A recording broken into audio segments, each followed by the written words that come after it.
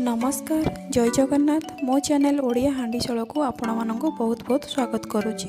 आज मो भोजी स्टाइल बिना प्याज रसुन रे पोटल कोरमा तैयारी करिकी आपण मानक देखे। यहाँ को आपण जेकोसी ओषा बार रे बा पूजा पर्व रे बनैकी खाई परिबे। यह बहुत ही स्वादिष्ट होता है। यह बनाइबा मध्य बहुत इजी होता है।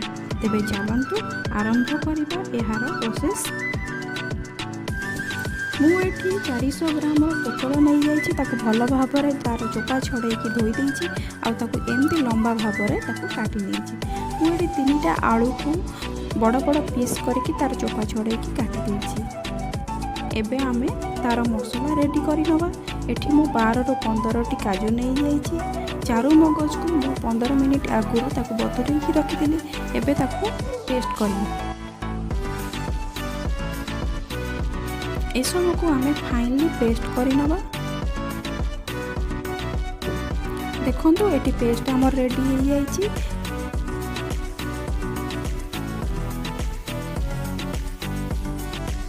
एबे गैस रे गोटे कड़ाई बसई ता देहरे किछि तेल नहीं जिवो। सेथिरे पोटल को आमे देई दबा। सेथिरे पोटल को डीप फ्राई करिवार अछि।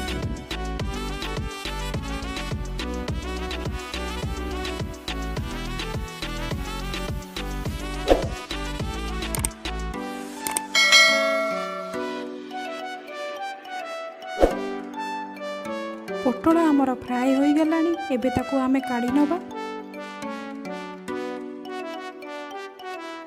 एबे सेही तेल रे आलू को आमे फ्राए करि नबा।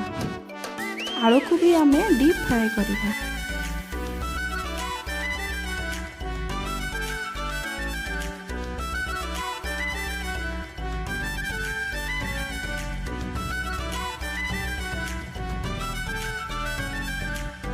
आलू एबे डीप फ्राए हो गलानी। ताको आमे काढ़ी नबा।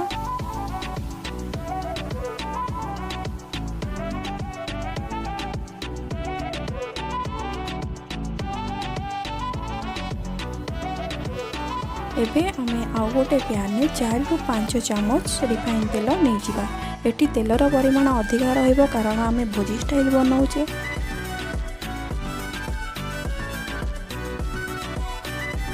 तेल गरम हो गलानी। एटी आमे गोटे चामच जीरा नहीं जिबा।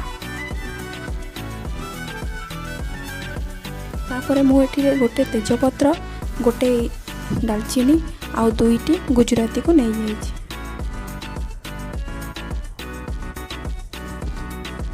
एबे गैस रो फ्लेम को लो रे रखिकी एथिरे गोटे चामच काश्मीर लंका गुंड और गोटे चामच हलदी पाउडर आमे देई दबा। यह द्वारा तरकारी रो कलर बहुत बढ़िया आसी थाए। मु एठी एथिरे किछि पानी देई दोउची कारण हमर मसला नहले लागि जिवो। तापरे आमे एथिरे अलगा मसला सब पकेई दबा। मुझे जीरा पाउडर गोटे चामच, धनिया पाउडर गोटे चामच, करी पाउडर गोटे चामच आउ गरम मसला गोटे चामच नहीं जाइए। ये सब को टिके फ्राए करि नबा।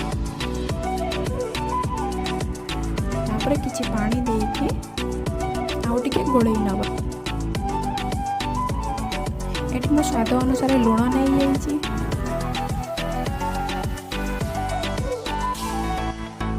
तापरे एथिरे आमे 2टी बड़ टमाटर को काटिकी देई दबा।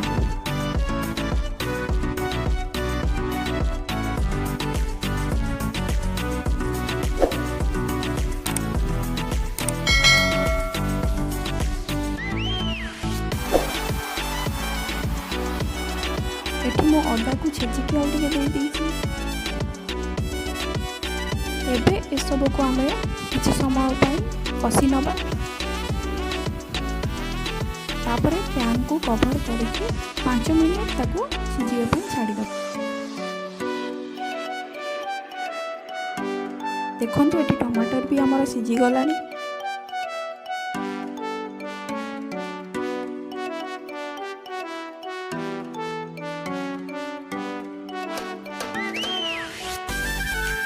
एबे एथिरे चारू मगज पेस्ट को दे दियो।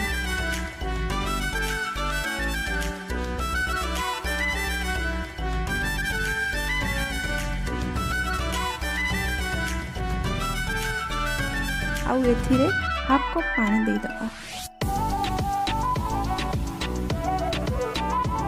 ଆଉ ଏସବୁକୁ ଭଲ ଭାବେ ଗୋଳେଇ ନେବା।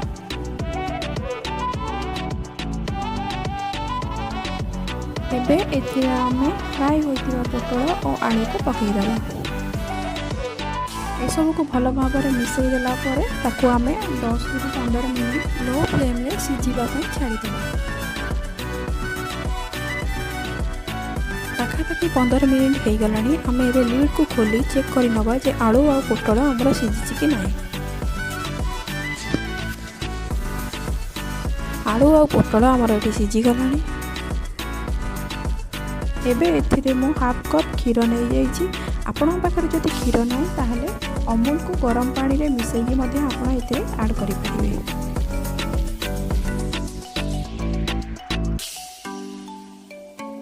ଏସବୁକୁ ଭଲ ଭାବରେ ଗୋଳେଇ ଦେଲା ପରେ ଆମେ 3 ରୁ 4 ମିନିଟ୍ ଆକୁ ଲୋ ଫ୍ଲେମ୍ରେ ଗ୍ୟାସ୍ରେ ବସାଇଦେବା।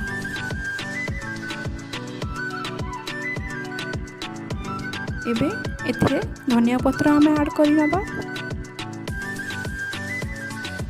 ଏବେ ଆମର ପୋଟଳ କୁର୍ମା ପ୍ରସ୍ତୁତ ହୋଇଯାଇଛି।